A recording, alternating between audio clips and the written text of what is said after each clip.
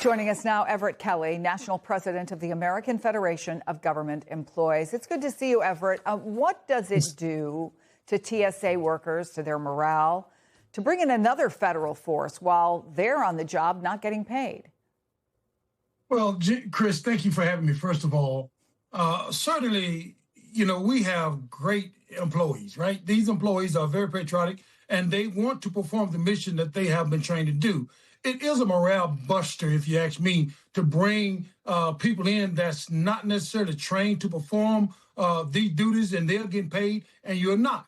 Now, when I say, and that's one of our greatest concerns. And I remember the TSA went through nearly 6 months of specialized training on operating the equipment, interacting with passengers, determining what's contraband and what's not, looking for weapons, threat analysis, and resolution. And more than that. And, at each airport is different at that. And so when you bring in personnel in that's not trained for that in those specific areas, and that's what I mean when I say untrained. I'm not saying that in a disrespectful manner, but, you wouldn't send a TSA officer in to do immigration enforcement work, and so therefore it does bring down morale, in the workplace.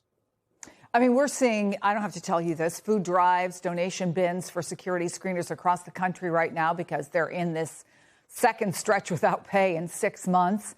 The local NBC station here in New York reports that a group of bodega, those are the small like corner markets and other markets, are helping TSA agents open a line of credit at dozens of locations in New York and New Jersey so they can at least get some food and pay later. What are you hearing from TSA workers about the financial hardships that they're facing right now? I mean, Chris, it's all over the place and it's uncalled for.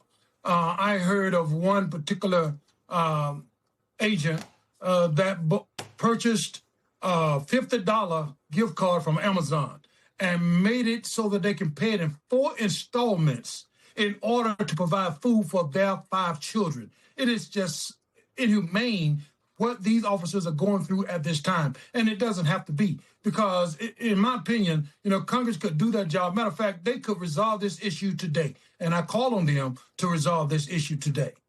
Yeah, anybody who has kids might ask the question, how do you feed 4 kids on $50 or not for very long? That's for sure. So we're learning more today about the runway collision at LaGuardia. Does it raise concerns for you about just the overall operational stress being put on workers at airports at large right now? It certainly does.